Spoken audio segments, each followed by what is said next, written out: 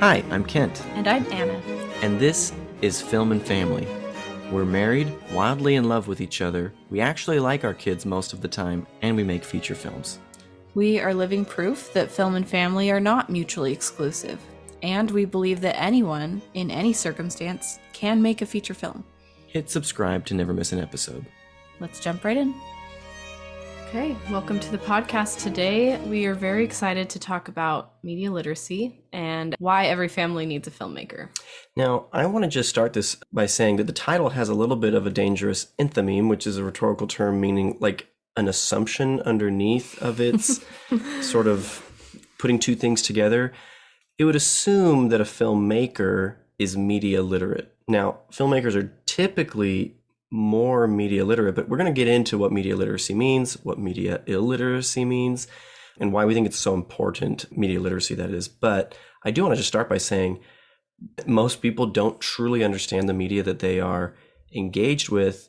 Even sometimes filmmakers. A lot of filmmakers, I find, young and veteran filmmakers, are making media, but they don't seem to actually deeply articulate themselves. They sort of go, it's imitation as opposed to true understanding, I fear. So anyway, but that said, let's talk about what it is, and we'll get into why we felt like this was such an important topic to create an episode on. Yeah, it's interesting because literacy wasn't always something that was deemed necessary. You know, it's only in the last century or two that it's really become a necessity that everyone learn to read and to write.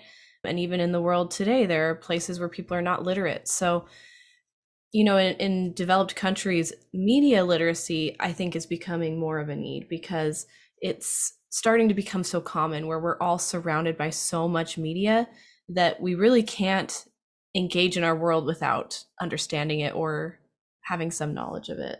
Yeah. To Anna's point, a lot of people think that they're literate in media because the world is so full of it. Like, it's so common and we engage in it so constantly. We think, yeah, I mean, I understand movies, I understand YouTube videos, I understand social media. It's just, they're all just different, you know, whatever. I've made some Instagram reels in my day. Or whatever. Yeah. Or a lot of people or TikTok are under the assumption that like, you know, media is just for passing the time or becoming like entertained or whatever. And so if they think that that's really all there is, then if that's what your impression is, then you're probably media illiterate, meaning that you're not understanding the communication that's actually happening when you're watching or engaging in different forms of media. And obviously we are most concerned with filmmaking as a medium in this podcast, but it applies to everything: music, radio, visual art, paintings, all that stuff. There's a literacy, there's a language here that is connecting people on a sort of emotional, intellectual, metaphysical level. So yeah, that's a good point. There are so many different kinds of literacy and things you can be literate in. I pulled a quote here from the National Council of Teachers of English, NTCE. I don't know if that's widely known, but that's what it is. And they have this article about literacy that we'll link to in the show notes, where they're trying to define it. It says, as committee members, we regularly wrestle with pinning down a comprehensive definition of literacy. The common definition, the ability to read and write, gets increasingly complex upon closer examination. What does mastery of reading and writing look like? How do we measure it? Despite the complexity, literacy is the global metric we use to assess the health and competence of communities. High literacy rates have been found to correlate to everything from better access to economic opportunity, to better nutrition, to environmental sustainability. And then they conclude, at its simplest, literacy is the way that we interact with the world around us, how we shape it and are shaped by it, how we communicate with others via reading and writing, but also by speaking, listening, and creating. It is how we articulate our experience in the world. Which I think is really nice. How we articulate our experience in the world could be through words, or it could be through images, or it could be a combination of both. Well, and you can see that they're clearly saying it's everything, how we communicate with others via reading and writing, but also speaking, listening to music, I mean, there's an auditory aspect to film and its various forms, and creating, meaning I think that could include all sorts of creative arts. And We all know that there's things like body language, which is like a social cue that people can learn to develop to understand or even project and communicate with.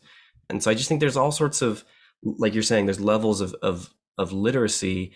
And it used to be that sufficient literacy did not include reading and writing for a long time, probably longer than, I mean, it's only recent history really that reading and writing became at all mainstream. And then once it did, learning how to read and write will not get you very many jobs. It used to be that reading and writing could get you out. It'd set you apart. That was like a college education. And even now, college educations are becoming so democratized, which is a good thing in my opinion. I don't think it's like a bad thing and that college is useless. I think that levels of education becoming democratized is good.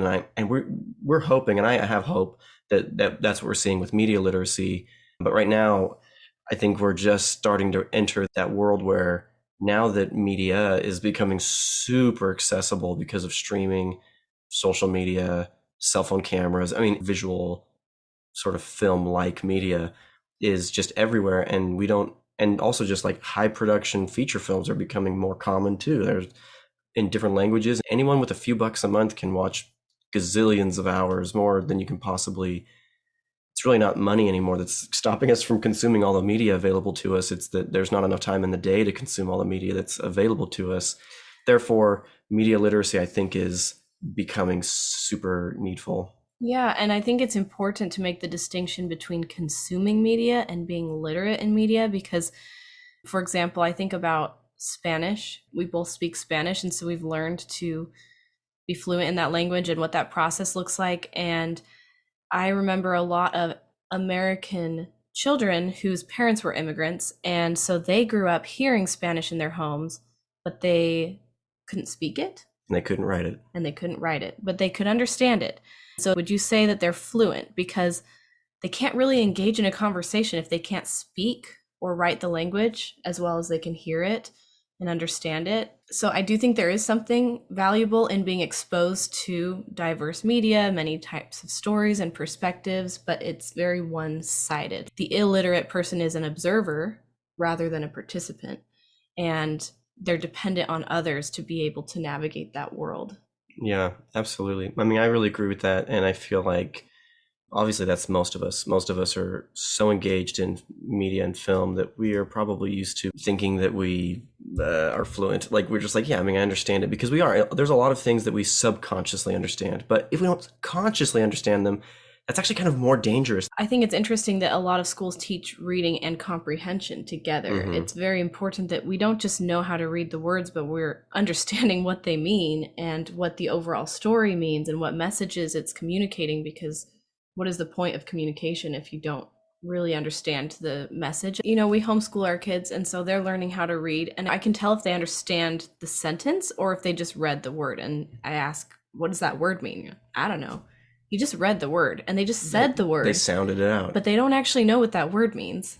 And so I think on a bigger scheme, they might read sentences and be able to read them and say them and not know what it's talking about. So that's a whole different skill set they have to develop. Yeah. Well, and with small children, you can even see sometimes they use words and they use them. Don't know what they're saying. Do you know what that word means? Because I don't. You're kind of saying it in a funny way or whatever, and you realize quickly like they don't actually have a clue what that word means, and so yeah.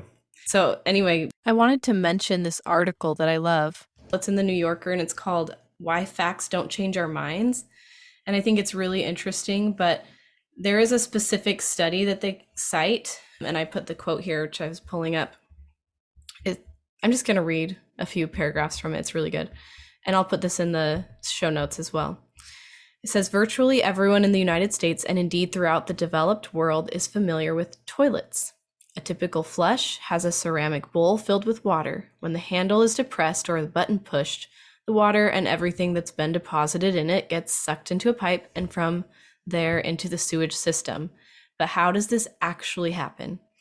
In a study conducted at Yale, graduate students were asked to rate their understanding of everyday activities, including toilets, zippers, and cylinder locks. They were then asked to write detailed, step-by-step explanations of how the devices work, and to rate their understanding again. Apparently, the effort revealed to the students their own ignorance because their self-assessments dropped. Toilets, it turns out, are more complicated than they appear. Sloman and Fernbach see this effect, which they call the illusion of explanatory depth, just about everywhere. People believe that they know way more than they actually do. What allows us to persist in this belief is other people. In the case of my toilet, someone else designed it so that I can operate it easily. This is something humans are very good at. We've been relying on one another's expertise ever since we figured out how to hunt together, which was probably a key development in our evolutionary history. So well do we collaborate, Sloman and Fernbach argue, that we can hardly tell where our own understanding ends and others begins. I love that last sentence, that we operate so well together that we can barely discern where our understanding ends. And I think that is so true in the world of literacy. Whether you're understanding a novel or a film or a painting, we sometimes look at it and go, that's a realistic looking painting, or like, that was a fun movie, or that was a good read, or whatever, because I didn't get bored, And so we have these criteria for the things we're engaging in, is like, I don't know. I guess I grew up in a family where it was like, was it super entertaining in the case of movies and books? And was it paced fast? And is the painting realistic? We had like no taste for abstract art whatsoever. And so like photorealism is the gauge for good paintings, which I think has a problematic basis for it, because eventually it's like, well, why not just take a picture with a camera? If like the whole reason you're painting is to copy something as photorealistically as possible. Anyway, that's a tangent, but it's true. How many of us actually understand how a film operates? We just are so used to sticking the disc in our player. Nowadays, most teenagers aren't even doing that, right? Yeah. They're just clicking something on their phone, and sometimes they're not even deciding to search it out. It's being presented to them on a stream or a slide or something. And so we just take these things so for granted that we don't even know why this makes the bowl spin down and flush everything away. I mean, that's a simple mechanical thing, but phones are like immensely more complex than that. And then all the media that's being created is hundreds, if not thousands, of man hours behind every minute of experience, that you're consuming. And we take it so, not just for granted, but we don't know what's going on behind the scenes, so to speak. Well, and along that vein, the only show that we let our kids watch, or TV show, is Mr. Rogers, and he often will demonstrate processes. Even in his time, his day, we were entering a world where so many things exist and children have no idea where they came from. It's like magically these things exist. And so it's so helpful for them to see the process of creation, like, oh, someone actually made this, and there were machines and there were people and there were elements mixed together, and they can see that there's a process that comes behind that end result, which I think is really healthy. Someone created it. That reminds me also, our kids are very young, by the way. Like, it's not like we're never going to let them watch television. We're filmmakers, but they're very young. And so we're keeping their media consumption pretty low. And they watch movies now, but television programs wise, it's Mr. Rogers' Neighborhood, which is the best anyway. It's our favorite show too. The other one is, we're reading the Little House books, like Little House in the Big Woods, Little House on the Prairie by Laura Ingalls Wilder. Sorry. And just remembering all three names in the correct order.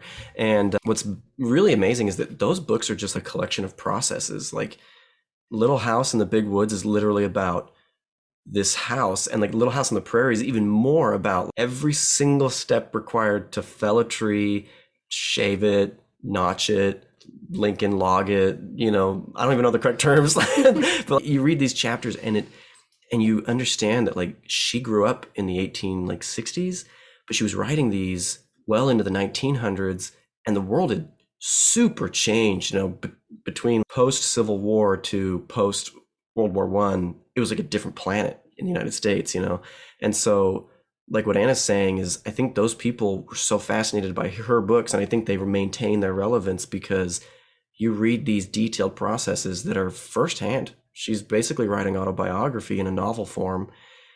And you realize that these children, Laura, for example, who's in the books, grew up seeing every single process unfold before her eyes. She saw her father create the pegs and notch the wood planks and stick the door together and hinge it and create a lock with a thing and another thing. And like, it's, how to dig a well and how to take care of animals. And now this phone that I have in my hand is totally mysterious. I couldn't even start to tell you how that thing works.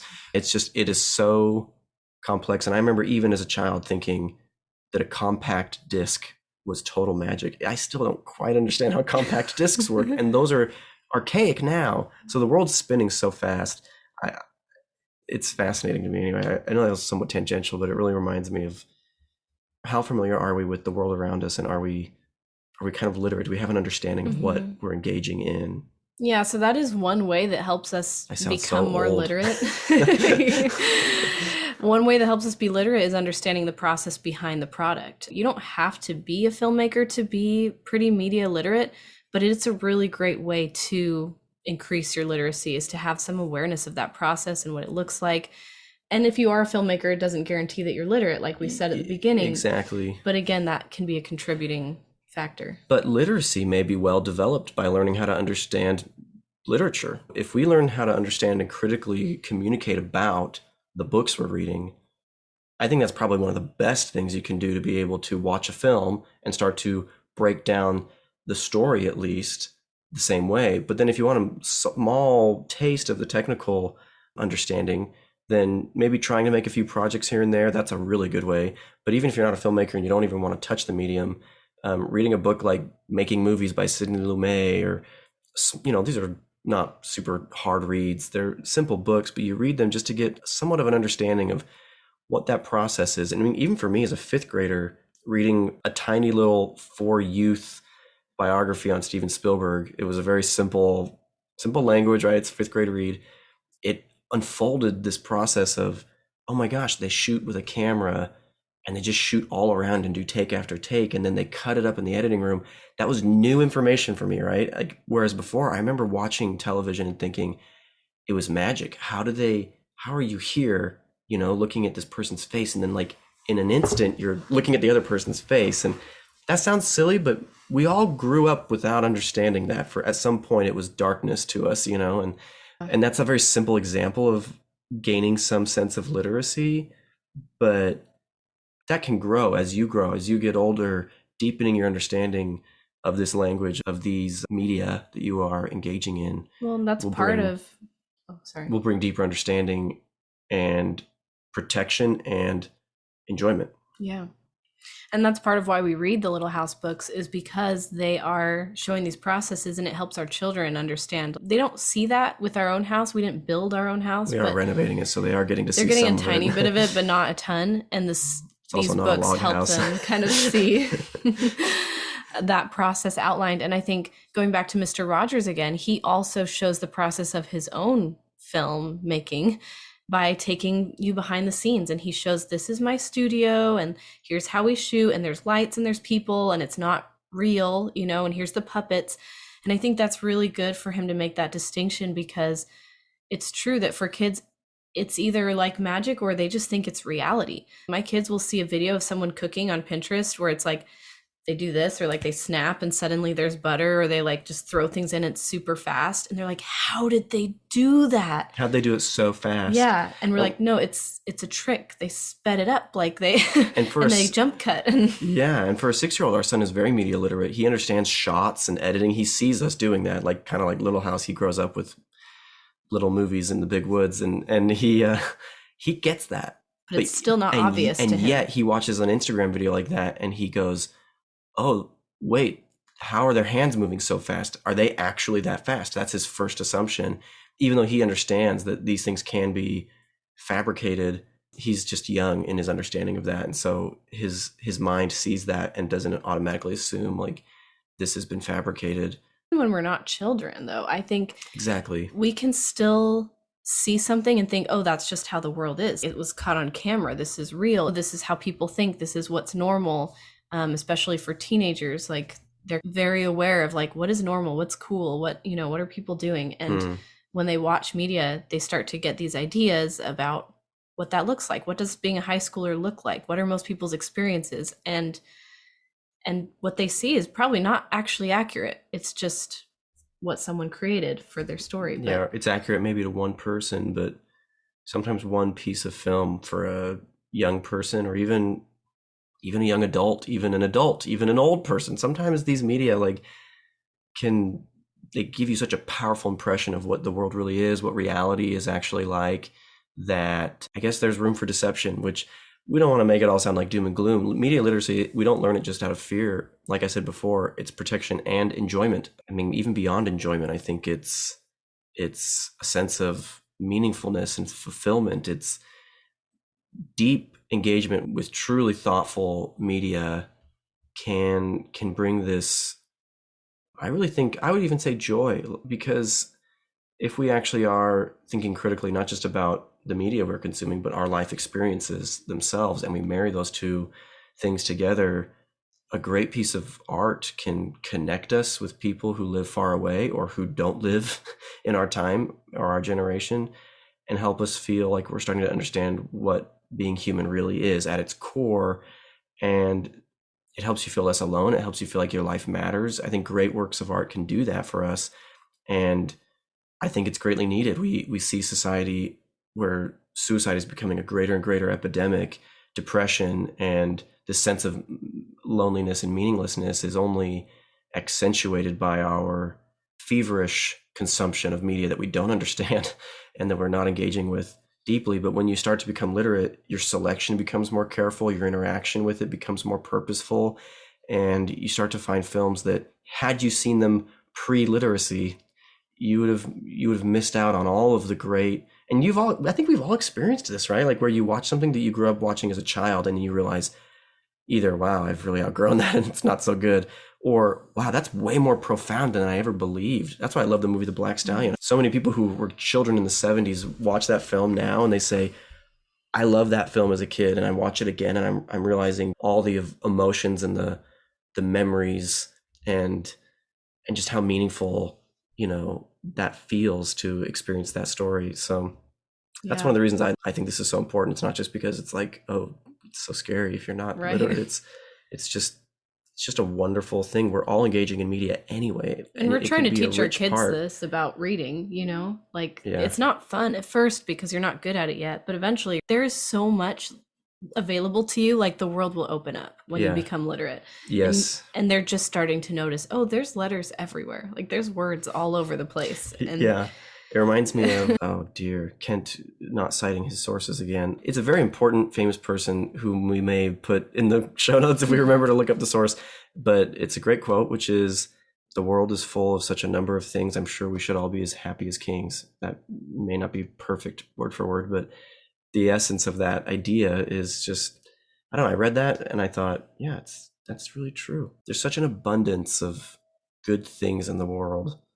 And if we learn to have eyes that can see them and ears that can hear them, there's so much sort of physical and spiritual nourishment that we can experience from all of those things.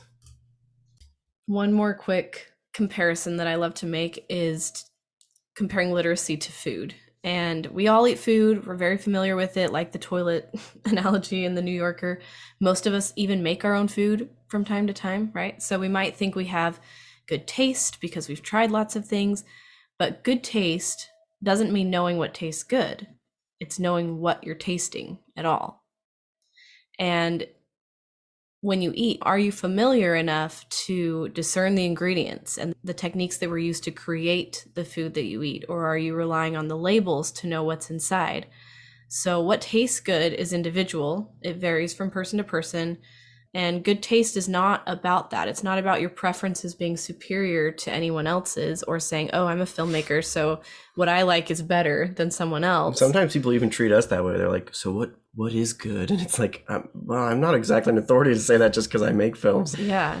Your opinion is your own. So what's good is what you like. But having good taste is being able to discern and understand exactly what you're tasting, that you know enough about it that you can tell someone, like, this has these ingredients. You can recognize quality. You can recognize the effort that went into something.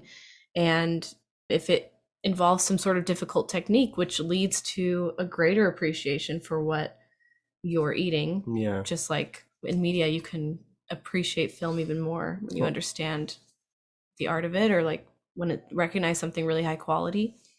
I think it's interesting what you said about like good taste, like good taster, like if you're good at being able to discern what it is that you are consuming. And so I feel like you don't always have to know, but there's the discernment of what helped create it.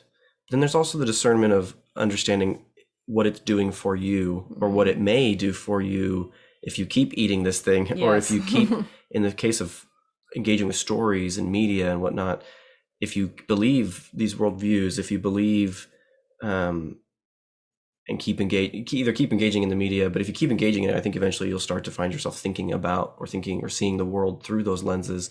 And so being able to discern if that is good for you is also part of having, I guess, not just good taste, but good judgment. I guess those are two different things for the sake of this conversation. So, and that judgment is a heavy responsibility for all of us, I suppose. It's what makes us discern between good and evil and whatever that means for each of us. But I think a big part of discerning good and evil, which kind of goes almost beyond the literacy conversation, is having some sort of standard of being able to see the long term. I've been thinking a lot about long game perspectives being essential to be able to judge things in the short term, because it's like, where would this belief take me? Where would this food take me if I ate this food? Yeah, and like that every is a day part for the of rest it. of my life. That is a part of it, being able to see the effect that would have on your body. And I think we've all heard of someone who has eaten something and then they found out how it was made and they're appalled by Right. They're like, I'm never going to eat that again. So our ignorance of what we are eating doesn't spare us the consequences of eating it. And the same thing with media. Our ignorance of the underlying messages of the media that we consume doesn't spare the emotional or psychological consequences or beliefs that will start to solidify in our believe. Yeah. And so to close here, we do need to wrap up, unfortunately for you, maybe I don't know, depending on how much you're enjoying this podcast episode. But I'll just say in closing, it's important for us to understand what we can do to become more media literate. We've mentioned some things here. I think we've talked about reading and engaging in media more thoughtfully and learning the critical theoretical approach to even just understanding literature itself. I think that goes a long way in digital media. But also there are valuable times that are sort of naturally built in that sometimes we like to skip for discussion. Credits are a wonderful time to sit in the theater or sit in the living room or just pause and either talk about, if you're with someone, or think about, or maybe even write down, if that's not too nerdy for you, it's good for you, to talk about it. I mean, just verbally articulating, what did you like about it? What didn't you like about it?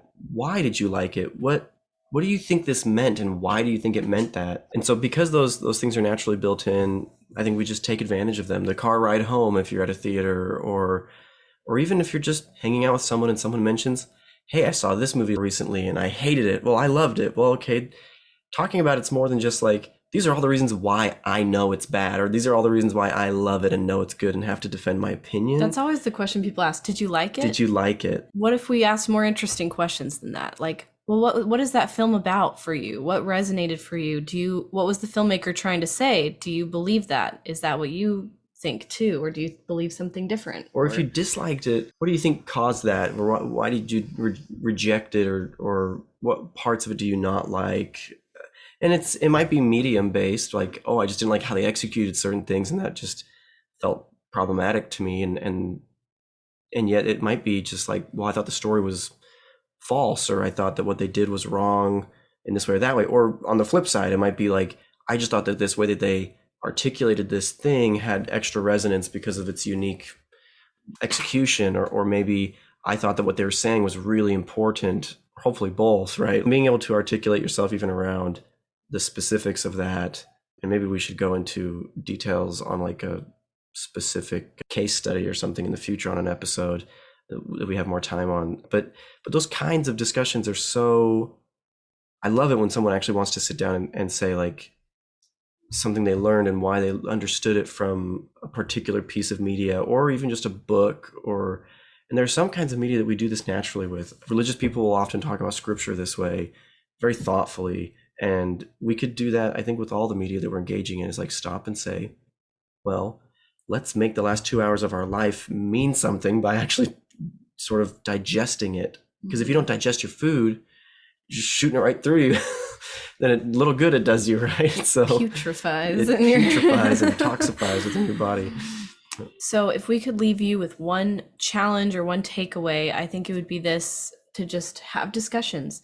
Try to have a little discussion after you watch a film, and it doesn't have to be an hour long, invite all your friends over, book group kind of thing. It could be, that'd be cool, but... And you don't have to be like using like college level vocabulary or be a genius. Anyone can talk about it with your family, talk about it with your filmmaker friends if you have them, or even you can engage in discussion online and see what are the critics saying about this film, and is it historically accurate if it's based on actual events, and how is it received by audiences? And you can kind of use that to inform your own opinion. I actually find that reading critical reviews is really valuable. I learn a lot when I read those reviews. They can do a good job of breaking down a film and the process, whereas we're so used to lateral feedback and reviews of just our fellow peers and lay people who are just going to say, yeah, I liked it, or I didn't, or this person was attractive or not, or it was cool and I liked the music. But they're not skilled at the craft or literate. Yeah. And I think the other thing is more than even just reviews, because reviews are often, they're ultimately just people's opinions, but they can sometimes, like, I often found that Roger Ebert, the reason he was so enjoyable to read was because he was literate and he was pretty thoughtful, and sometimes he was just a fanboy, and sometimes he hated movies that I thought were good. He said The Village was like the worst movie he'd ever seen, and I was like, I don't think that's the worst movie you've ever seen, and that's okay. Like, eventually opinion comes into this. It will always play a role in these discussions, and you just have to kind of learn to see that for what it is. But also, even on YouTube, there's people making beautiful analyses of works of art, music, films, and they're often, some of these people are very thoughtful in their deep analysis, because they usually only analyze films that they love, unless it's just like a bash session, which I don't think those are very valuable, even if it's not a good film. Yeah, there's film essays. There might be interviews with people who participated in the film that give you some insight into, what was the director thinking when they did it this way, or how did this actor interpret the character the way they did, and that can be really interesting DGA too. podcasts are really enjoyable, and there's other podcasts for all sorts of things, but DGA is Directors Guild of America, and the directors will talk about their films in front of an audience of DGA members, so they'll often go into not just craft, but sometimes like their approach and what they were trying to say with it, and those are good things. You don't have to do all of these things, but all these little efforts, if you watch something and it befuddles you, or you liked it or you really didn't like it, but you had a strong experience with it and you want to engage a little deeper, these things will add to your ability to understand and appreciate all of the media that you're consuming and digest it so that it's good for you. Yeah, you'll become more empowered to make informed decisions and be able to have discussions, and it will become more meaningful to you. We'll catch you next time. Bye. Thanks for joining us today. If you like what you're hearing on the podcast, you'll love the Film and Family Academy, a program designed to teach anyone how to make a feature film. No, we won't teach you how to put a camera on a tripod. This is for professional filmmakers who want to transition into a feature film career. You cannot have a career making feature films until you've made at least one. Anyone can make a feature film using our proven model. The things that are holding you back aren't what you think. You don't have to quit your day job, neglect family responsibilities, have tons of money, or sacrifice your health. There is a sustainable, healthy way to make your dream a reality, and that's exactly what you'll learn in the Film and Family Academy. It's risk-free. If you follow all the steps in the program, you'll finance and finish a feature film by the end, or we'll give you your money back. Learn more at invisiblemansion.com/film and family, or click the link in the show notes. We'll see you next time. Bye. Bye.